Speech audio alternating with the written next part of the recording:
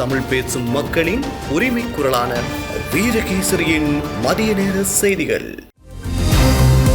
வாசிப்பது மாணிக்கம் நேசமணி. செய்தியாசிரியர் MD லூசியஸ். முதலில் தலைப்புச் செய்திகள். இலங்கையில் மீட்கப்பட்ட ஈரானியர்களை திருப்பி அனுப்ப வேண்டாம், அமெரிக்கா இலங்கைக்கு அழுத்தம். வெளியான பரபரப்பு தகவல். அபாயகரமான சுற்றுலா தலமாக வகைப்படுத்தப்பட்டுள்ளதா இலங்கை? ஆஸ்திரேலியா வெளியிட்டுள்ள முக்கிய அறிவிப்பு. வடக்கு இஸ்ரேலில் வாழும் இலங்கையர்களுக்கு அவசர எச்சரிக்கை. ஜாயலவில் இன்று அதிகாலை 3 வீடுகள் மீது துப்பாக்கிச் சூடு, 23 முறை துப்பாக்கி பிரயோகம். அக்குரேகுட இரட்டை கொலைக்கு உடந்தையாக இருந்த மேலும் 2 கைது.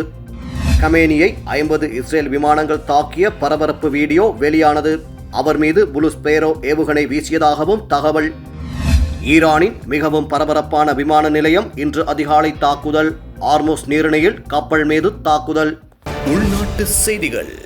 மூழ்கடிக்கப்பட்ட ஈரானிய போர்க்கப்பலிலிருந்து மீட்கப்பட்ட பணிக்குழாமையும் இலங்கையின் பொறுப்பில் உள்ள 2வது ஈரானிய கப்பலில் உள்ள பணிக்குழாமையும் மீண்டும் ஈரானுக்கு அனுப்ப வேண்டாம் என கொழும்பில் உள்ள அமெரிக்க தூதரகம் இலங்கை அதிகாரிகளுக்கு அழுத்தம் கொடுத்து வருவதாக ராய்ட்டர்ஸ் செய்தி வெளியிட்டுள்ளது. அமெரிக்க ராஜாங்க திணைக்களத்தின் உள்ளக தகவல்களை மேற்கோள் காட்டி அந்த சேவை இதனை தெரிவித்துள்ளது. பொறுப்பேற்கப்பட்டுள்ள பணிக்குழாமை ஈரானின் பரப்புரை நோக்கங்களுக்காக பயன்படுத்துவதை தவிர்ப்பதற்கும் அத்தகைய முயற்சிகளை குறைப்பதற்கும் அமெரிக்கா இந்த கோரிக்கையை விடுத்துள்ளதாக தெரிகிறது. கடந்த புதன்கிழமை காலிக்கு அப்பால் 19 மைல் தொலைவில் இந்திய பெருங்கடலில் வைத்து ஈரானிய போர்க்கப்பல் அமெரிக்க நீர்மூழ்கி கப்பல் ஒன்றினால் மூழ்கடிக்கப்பட்டது. இச்சம்பவத்தில் ஏராளமான பணிக்குழாமினர் உயிரிழந்ததுடன் உயிர் தப்பிய 32 பேர் இலங்கை கடற்படையினரால் கரைக்கு கொண்டு வரப்பட்டனர்.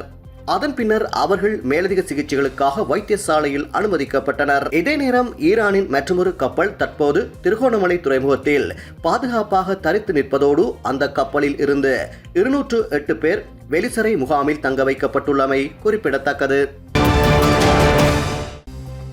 ஆஸ்திரேலியர்களுக்கு இலங்கை ஒரு அதிக அபாயகரமான சுற்றுலா தலமாக வகைப்படுத்தப்பட்டுள்ளதாக வெளியாகும் செய்திகளை கொழும்பில் உள்ள ஆஸ்திரேலிய உயர்ஸ்தானிகர் ஆலயம் நிராகரித்துள்ளது.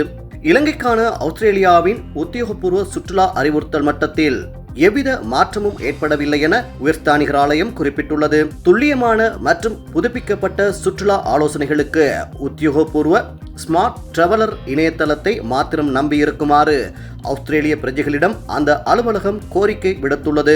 சமூக ஊடகங்களில் பரவி வரும் சில செய்திகள் இலங்கைக்கான ஆஸ்திரேலியாவின் சுற்றுலா அறிவுறுத்தல்களில் மாற்றங்கள் ஏற்பட்டுள்ளதாக தவறான தகவல்களை பரப்புவதாக உயர்ஸ்தானிகர் ஆலயம் சுட்டிக்காட்டியுள்ளது. புதிய சுற்றுலா வழிகாட்டுதல்களுக்கு பயணிகள் எப்போதும் ஸ்மார்ட் டிராவலர் இணையதளத்தை பயன்படுத்த வேண்டும் என்று உயர்ஸ்தானிகர் ஆலயம் மேலும் வலியுறுத்தியுள்ளது.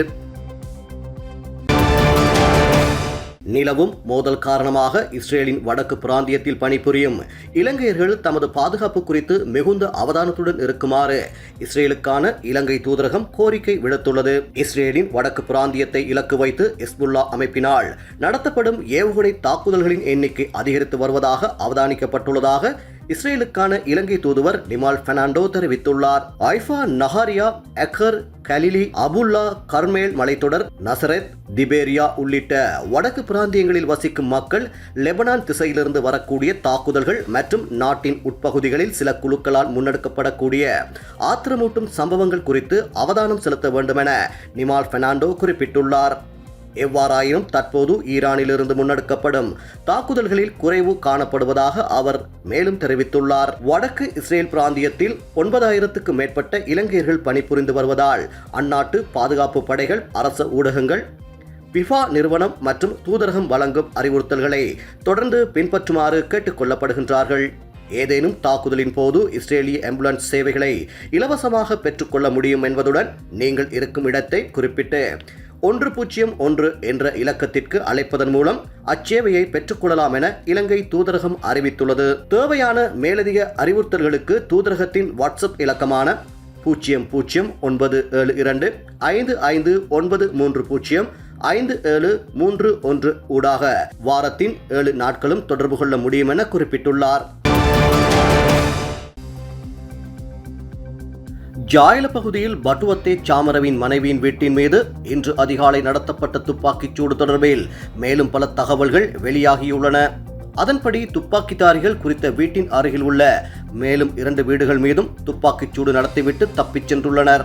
இன்று அதிகாலை 1:25 மணியளவில் ஜாயல போலீஸ் பிரிவுக்குட்பட்ட வெலிகம்பிட்டிய புனித ஆனா வீதி இலக்கம் 5 அமைந்துள்ள வீட்டை இலக்கு வைத்து இந்த துப்பாக்கிச்சூடு நடத்தப்பட்டுள்ளது.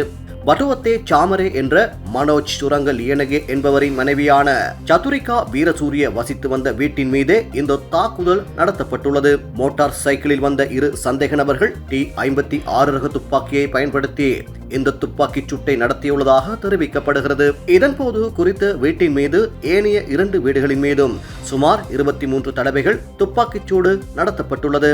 பட்டுவத்தே சாமரேவின் மனைவி தற்போது துபாயில் வசித்து வருவதுடன் இந்த வீடு கடந்த 2 மாதங்களாக முதியோர் இல்லம் நடத்துவதற்காக மாதம் 1,25,000 ரூபாவுக்கு வாடகைக்கு வழங்கப்பட்டுள்ளது. துப்பாக்கிச்சூடு நடந்த சமயத்தில் அந்த வீட்டில் 9 முதியவர்களும் 4 தாதியர்களும் இருந்துள்ளனர். இதேவேளை குறித்த வீட்டின் மீது கடந்த 2025 டிசம்பர் மாதம் 15 மற்றும் 2025 டிசம்பர் மாதம் 24 ஆகிய திகதிகளிலும் இதேபோன்று துப்பாக்கிச்சூட்டு சம்பவங்கள் இடம்பெற்றுள்ளன. இச்சம்பவம் தொடர்பில் போலீசார் மேலதிக விசாரணைகளை முன்னெடுத்து வருகின்றனர். இதே நேரம் தலங்கம அகுரேகுட பகுதியில் சட்டத்தரணி ஒருவரும் அவரது மனைவியும் சுட்டுக் கொல்லப்பட்ட சம்பவத்திற்கு உடந்தையாக இருந்த மேலும் 2 சந்தேக நபர்களை மேல்மாகாண தெற்கு குற்றத்தடுப்பு பிரிவினர் நேற்று கைது செய்துள்ளனர்.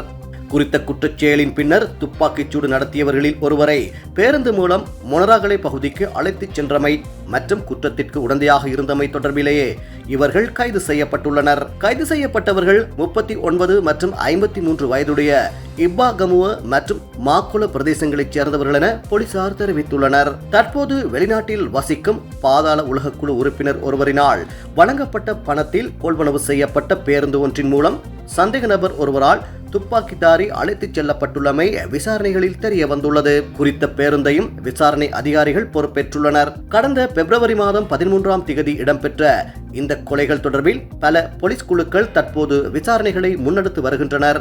கடந்த பிப்ரவரி மாதம் 13ஆம் திகதி இடம்பெற்ற இந்த கொலைகள் தொடர்பில் பல போலீஸ் குழுக்கள் தற்போது விசாரணைகளை முன்னெடுத்து வருகின்றன. அதன்படி மேல்மாகாண தெற்கு குற்றத்தடுப்பு பிரிவு மற்றும் ஹோமாகம வலய குற்ற விசாரணை பிரிவினரால் துப்பாக்கிச்சூடு நடத்திய 2 உட்பட இக்குற்றத்துடன் தொடர்புடைய 8 சந்தேக நபர்கள் இதுவரை கைது செய்யப்பட்டுள்ளனர். மேல்மாகாண தெற்கு குற்றத்தடுப்பு பிரிவினர் மேலதிக விசாரணைகளை மேற்கொண்டு வருகின்றனர். வெளிநாட்டு செய்திகள்.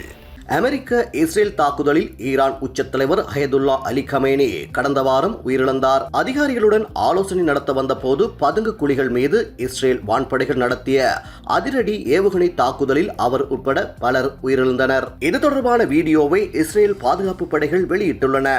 இந்த வீடியோ தற்போது வைரலாகியுள்ளது. அலி கமேனி தனது வீட்டின் கீழ்ப்பகுதியில் அமைக்கப்பட்டிருந்த பதுங்கு குழிகள் மீது இஸ்ரேல் 50 போர் விமானங்கள் தாக்குதல் நடத்தின. பதுங்கு குழிகளை தகர்க்கும் அளவுக்கு மிகவும் அதிரடியான ஆயுதங்கள் கொண்டு இஸ்ரேல் விமானப்படையினரால் தாக்கப்பட்டது. இந்த பதுங்கு குழிகளில் இருந்தபடிதான் அவர் போர் தொடர்பான உத்தரவுகளை பிறப்பித்து வந்தார். 50 விமானங்கள் ஒரே நேரத்தில் தாக்குதல் நடத்திய போது அப்பகுதியில் இருந்த கட்டிடங்கள் முழுவதும் வெடித்து சிதறின. இதனால் அங்கு எழும் புகை மண்டலமும் வீடியோவில் பதிவாகியுள்ளது. அமெரிக்கா இஸ்ரேல் கூட்டுப்படைகள் ஈரான் இடையிலான போர் 7வது நாளை கடந்துள்ள நிலையில் நேற்று இந்த வீடியோ வெளியிடப்பட்டுள்ளது. இந்த வீடியோ உலகம் முழுவதும் வைரலாகியுள்ளது. இதே நேரம் ஈரான் உச்சத்தலைவர் அயதுல்லா அலி கமேனி இஸ்ரேல் படையைச் சேர்ந்த புளூ ஸ்பிரேரோ எனப்படும் ஏவுகணை மூலம் அளிக்கப்பட்ட விவரங்கள் தற்போது வெளியுலகத்துக்கு கசிந்துள்ளன. பல ஆண்டுகளாக மிக சாதுரியமாக திட்டமிட்டு தாக்குதலை இஸ்ரேல் படைகள் அரங்கேற்றியுள்ளதாக அந்நாட்டு செய்திகள் குறிப்பிட்டுள்ளன. இந்த திட்டத்தில் தீவிர கண்காணிப்பு, மேம்படுத்தப்பட்ட ஏவுகணை தொழில்நுட்பம், ஈரான் உச்சத்தலைவரின் நடமாட்டம், டெஹ்ரானில் தாக்குதல் நடத்துவதன் துல்லிய தன்மை என பல ஒருங்கிணைந்த திட்டம் நிறைவேற்றப்பட்டுள்ளது எனவும் குறிப்பிடப்பட்டுள்ளது. கடந்த பிப்ரவரி 28ஆம் திகதி அதிகாலை கமேனி அவரது அலுவலகம் அமைந்துள்ள டெஹ்ரானில் உள்ள பாஸ்டியர் வீதிக்கு வந்துள்ளார். அவர் உயர்நிலை கூட்டத்தில் கண்டிப்பாக பங்கேற்கிறார் என்ற உளவு தகவல் கிடைத்த ஒரு சில வினாடிகளிலேயே இலக்கை நோக்கி ஏவுகணைகள் வீசப்பட்டன. இதில்தான் கமேனி உயிரிழந்தார். இந்த தாக்குதலை நடத்த இஸ்ரேலால் பயன்படுத்தப்பட்ட புளூ ஸ்பிரேரோ ஏவுகணை என்கிற அதிநவீன ஏவுகணையாகும். இஸ்ரேலிய போர் விமானத்திலிருந்து ஏவப்பட்ட மிக அதிநவீன ஆயுத வகையைச் சேர்ந்தது இதுவாகும். மேம்படுத்தப்பட்ட பாதுகாப்பு அமைப்பினால் உருவாக்கப்பட்டதுதான் இந்த ப்ளூ ஸ்பேரோ ஏவுகணை. இவை இஸ்ரேலின் மிகவும் மேம்பட்ட பாலிஸ்டிக் ஏவுகணைகளின் ரகத்தைச் சேர்ந்தவையாகும். இஸ்ரேலின் விமானப்படையில் உள்ள F-15 போர் விமானத்திலிருந்து ப்ளூ ஸ்பேரோ ஏவப்பட்டுள்ளது. இந்த ஏவுகணை சுமார் 6.5 மீட்டர் நீளம் மற்றும் கிட்டத்தட்ட 1900 கிலோ எடை கொண்டதாக அமைந்துள்ளது. இது கிட்டத்தட்ட 2000 கிலோமீட்டர் தூரம் கொண்ட இலக்கையும் தாக்கும் வல்லமை பெற்றுள்ளது. இவை தொலைதூர இலக்குகளை துல்லியமாக தாக்கி அளிக்கும் அதீத திறன் பெற்றவையாகும் என அந்நாட்டு செய்திகள் தெரிவிக்கின்றன. ஈரானின் மிகவும் பரபரப்பான விமான நிலையமாக கருதப்படும் மெஹ்ராபாத் சர்வதேச விமான நிலையத்தில் அந்நாட்டு நேரப்படி இன்று அதிகாலை பாரிய வெடிப்பு சம்பவம் ஒன்று இடம்பெற்றுள்ளதாக BBC செய்திச் சேவை தெரிவித்துள்ளது. ஈரானின் மிக முக்கியமான உள்நாட்டு விமான நிலையமாக கருதப்படும் இந்த மெஹ்ராபாத் விமான நிலையம் மீது தாக்குதல் நடத்தப்பட்ட போது அங்கு பல விமானங்கள் நின்றிருந்ததாக தெரிவிக்கப்படுகிறது. இந்த தாக்குதலை அடுத்து அந்த பகுதியிலிருந்து பெரும் புகைமூட்டம் கிளம்பியுள்ளதுடன் அது தொடர்பான பல வீடியோ காட்சிகளும் தற்போது வெளியாகியுள்ளன. விமான நிலையத்தின் பல இடங்கள் எதிரிகளின் இலக்குகளாகியுள்ளதை ஈரானிய அரசு ஊடகங்களும் உறுதிப்படுத்தியுள்ளன. இதற்கு முன்னர் கடந்த மார்ச் 4ஆம் தேதி இஸ்ரேல் இந்த விமான நிலையத்தை இலக்கு வைத்து தாக்குதல் நடத்தியிருந்தது. அதன்போது ஹெலிகாப்டர் உற்பத்தி பிரிவு உட்பட இஸ்ரேலுக்கு அச்சுறுத்தலாக இருந்த பல கட்டமைப்புகள் அழிக்கப்பட்டிருந்தன. எவ்வாறாயினும் இன்றைய புதிய தாக்குதலில் விமான நிலையத்தின் எந்த பகுதிகள் இலக்கு வைக்கப்பட்டுள்ளன என்பது குறித்து மேலதிக தகவல்கள் இதுவரை வெளியாகவில்லை. இதே நேரம் ஆர்முஸ் நீரிணையில் கப்பல் ஒன்று தாக்குதலுக்கு உள்ளாகியிருப்பதாக சர்வதேச ஊடகங்கள் செய்தி வெளியிட்டுள்ளன. ஐக்கிய ராச்சியத்தின் கடல்சார் வர்த்தக நடவடிக்கைகளுக்கான மையத்தின் அறிக்கையை மேற்கோள் காட்டி இந்த தகவல் வெளியாகியுள்ளது. ஓமானுக்கு வடக்கே 6 கடல் மைல் தொலைவில் இந்த சம்பவம் இடம்பெற்றுள்ளதாக குறிப்பிடப்பட்டுள்ளது. எவ்வாறாயினும் இது தொடர்பாக 3ஆம் தரப்பு தகவல்கள் வெளியாகியுள்ள போதிலும் அதிகாரப்பூர்வமாக உறுதிப்படுத்தப்படவில்லை என BBC உலக சேவை தெரிவித்துள்ளது.